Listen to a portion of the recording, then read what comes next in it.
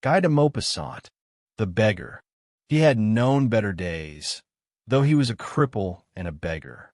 He was 15 when, on the high road near Varville, a cart crushed his legs. From that time on, he had lived on alms, wandering the country lanes and farmyards, swinging on crutches that thrust his shoulders up to his ears. His head seemed to sink between them, as if between two mountains.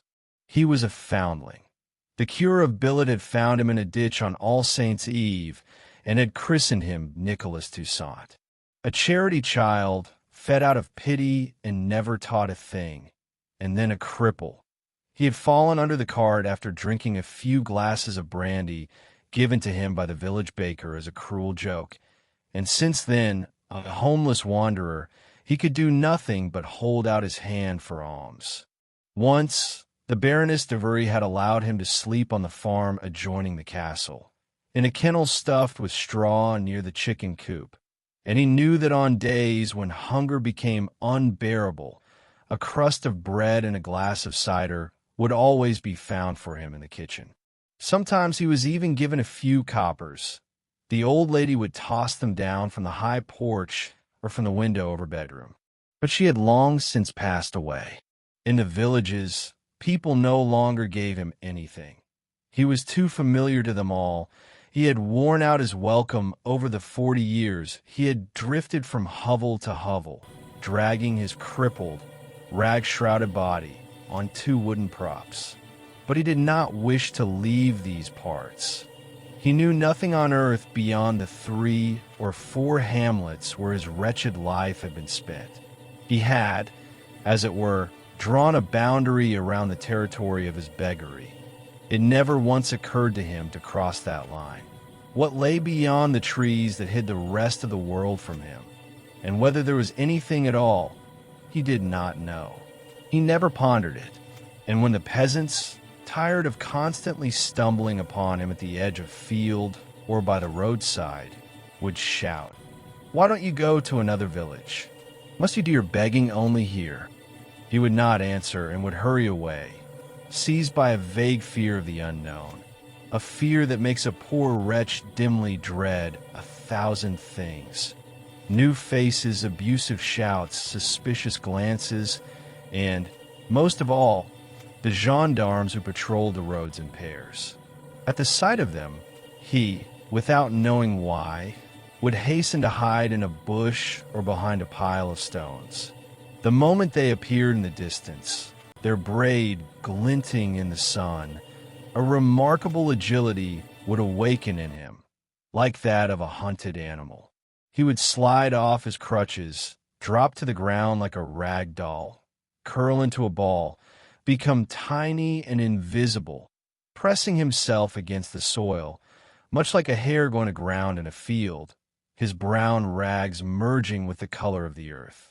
Though he had never had any run-ins with the police, this fear and this cunning were in his blood, as if inherited from parents he had never seen. He had no refuge, no roof, not a shack, not a hole. In summer he slept wherever he could, and in winter, with extraordinary deftness, he would sneak into a barn or a stable. He always managed to slip away before he was noticed. He knew every gap through which one could enter any shed, and his arms and shoulders, from constantly clutching his crutches, had become so strong that he could hoist himself up into a hayloft. And there he would lie, without venturing out, for 4 or 5 days at a time, if he had managed to gather enough food beforehand. He lived among men like a beast in the thick of the forest, knowing no one, loving no one, meeting from the peasants only indifferent contempt and ingrained hostility. They called him Bell Clapper because he swung between his crutches as he walked, just like the clapper between the 2 posts of bell. One day, it happened that he had tasted nothing for 2 days. No one gave him anything anymore. Enough was enough. The women, standing on their doorsteps, would shout at him from afar, "Be off with you, be off. I gave you a piece of bread only 3 days ago." He would turn on his crutches and trudge to the next house, where he would be met with the same reception. The women, standing in their doorways, would call to one another, "Are we to feed this good-for-nothing all year round?" And yet, this good-for-nothing needed to eat every day. He made the rounds of St. Hilaire, Varville, and Billet without begging a single sou or even a stale crust.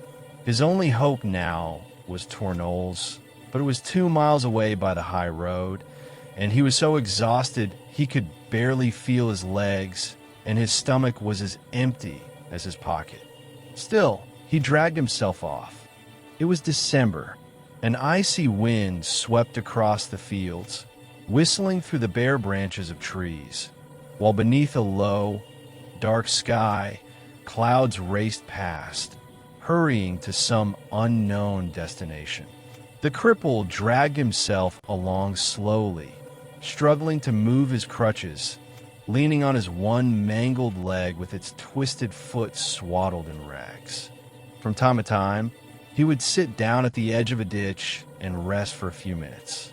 Hunger filled his dark, sluggish soul with despair. A single thought possessed him: food, but how to get it, he did not know. For 3 hours he hauled himself along the endless road. When he finally spotted the trees on the outskirts of the village, he began to hobble faster. The first peasant he met and asked for alms yelled at him, "Here again, you beggar! When will we be rid of you?" And Bell Clapper meekly retreated. At every door he knocked on, he was met with curses and sent away empty-handed.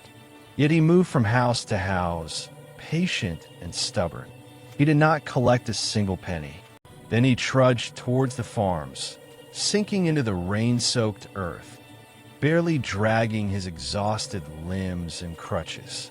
He was driven away from everywhere. It was one of those cold, gloomy days when a man's heart closes up and his mind grows hard, when his hand will not stretch out to give, nor to offer help. Having made the rounds of all the familiar farms, he sat down by the ditch near the farmstead of a farmer named Schickett. He unhinged himself, as people said of him, using these words to describe how he would suddenly slide off his tall crutches onto the ground, and then sat motionless for a long time, tormented by hunger, yet unable to grasp the full depth of his misery with his dull mind. He waited, not knowing for what, with that vague hope which forever smolders in the human heart. Sitting by the ditch in the icy wind, he waited for a miracle, the kind of help we never cease to expect, whether from heaven or from our fellow man, without stopping to think how, why, or through whom it might come. A flock of black hens passed by him.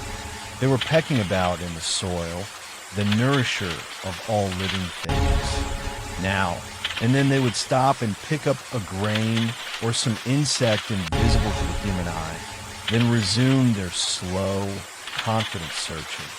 Bell Clapper watched them without a thought in his head. Then, more in his gut than in his brain, there was born not so much a thought as a dull sensation that a hen, roasted over a fire of dry kindling, would be very good to eat. The idea that this was theft never even touched his consciousness. He found a stone nearby and hurled it at the nearest hen, and being a good shot, he killed it on the spot. The bird fell on its side, flapping its wings. The others scattered, waddling on their thin legs, and Bell Clapper, hoisting himself back onto his crutches, hobbled forward to retrieve his prize, his gait now oddly resembling that of the hens.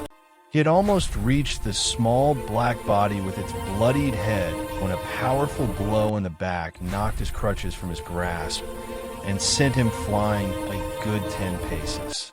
And Farmer Schickett, in the fury of a man who has been robbed, fell upon the thief, beating him with whatever came to hand, fists and feet, thrashing the defenseless cripple within an inch of his life. The farmhands came running to their master's aid and joined in beating the beggar. Finally, tired out, they picked him up, dragged him into a woodshed, and locked him in, waiting for the gendarmes, for whom they had already sent. Bell Clapper lay on the ground, half dead, battered, and dying of hunger. Evening came, then night, then morning. He still had not eaten anything. At noon, the gendarmes arrived and, with the utmost caution, swung the door open.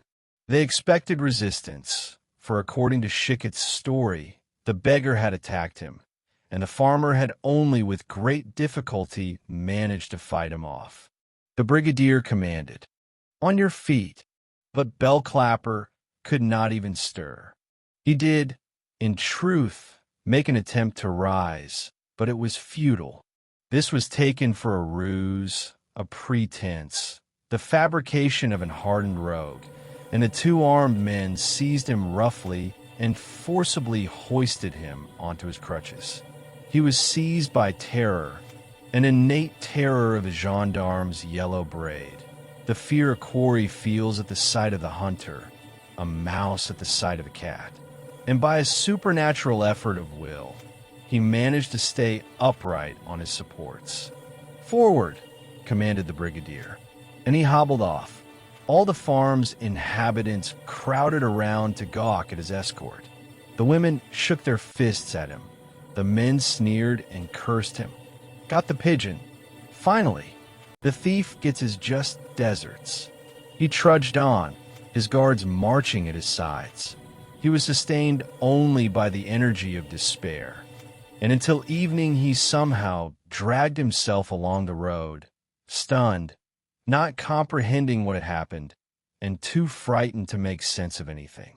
Peasants they met on the road stopped and muttered, following him with their eyes, "Looks like they've caught a thief." By nightfall, they reached the town. He had never been there in his life. He had absolutely no conception of what was happening now, or what lay in store for him.